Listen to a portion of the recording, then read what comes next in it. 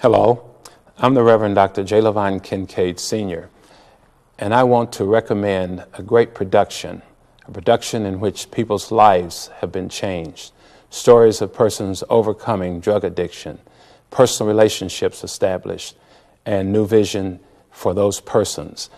This will benefit congregations as well as families and individuals in communities. I recommend it to you as I am recommending it to my congregation for them to watch and to learn and to be inspired. I hope you will enjoy it as much as I have and gain as much from it as I have. Please watch this great production. This week, I will be speaking with Angie Stevens. Angie has had a difficult childhood that was spent battling teenage pregnancy, unhealthy choices involving relationships with older males, a kidnapping at 18 years old, and the death of her 6-month-old daughter. Angie used her faith in God to get beyond this wilderness period. In 1999, she had a major turning point. She began a new life free from drug addiction. I was 14 years old, involved in a relationship with an older guy. I got pregnant when I was 15. Mm-hmm. After I got out of that relationship, I was like, not long after that, I got involved with another relationship. Mm-hmm. And this time, this gentleman was older. Same cycle, same vicious cycle. Same vicious cycle. Mm-hmm. I think I doubled the number this time. You told me that at the age of 18 years old, you were actually kidnapped at gunpoint, held against your will. He said, well, he come to pick up the boys. I said, they're not going anywhere with you.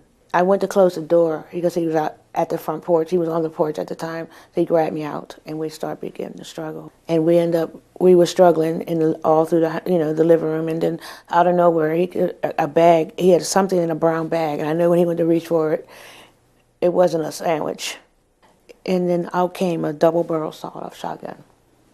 1980, 81, I got pregnant again. Mm-hmm. This is your third child? This is my third child. Okay. And I wanted her. I wanted this child. I knew it was a girl. I wanted a daughter. Mm-hmm. And I felt that would be my family would be complete. Mm-hmm. This is the point where your life drastically changes. You get more heavily involved with drug addiction. By the age of 29, you're actually hooked on drugs. I'm tired of being responsible for this grown person, that family, this brother, that sister, dealing with these men. I was getting fed up, and I needed a way out. I started using drugs. I started using pills. Valiums were something that made me feel relaxed. Her father was selling cocaine and heroin. He never allowed me to touch the heroin, but he would let me every now and then, sniff some cocaine. I knew that I was in trouble, and I started getting in trouble. That's how I got the probation, because of my habit increased, and I needed my money to increase. So, my activity increased on what I had to do to get it. So I stood in front of the judge. He said, was there anything you got to say? And I said, yes. What about house arrest? It was right before the holidays. He said, how about you're under arrest? And I'm like, oh my God. After a battle and a string of rehabilitation, detoxes, so I started saying, God, what am I doing wrong? There was a spiritual warfare that was going on with me. So I just started believing and start saying stuff. God, I don't know why I'm doing this, and I can't do it any longer. I need your help, So God, and I realized I kept getting in my own way. You are an abstinence educator. What goals do you have for these young people, and what message do you have?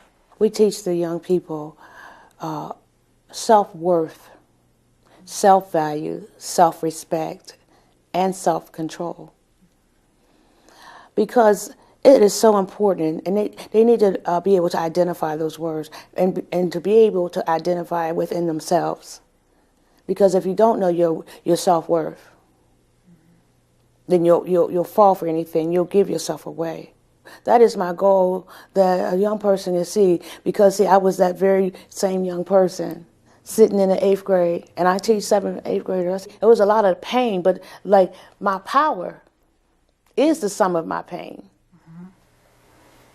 Your power is the sum of your pain. It is. All that power now that I'm possessing. It's the sum of my pain. That's a phenomenal quote by Paula White, correct? Yes, that is correct. And she said my pain is my launching pad for my praise. Choice to me is like an attitude. You have a positive and you have a negative.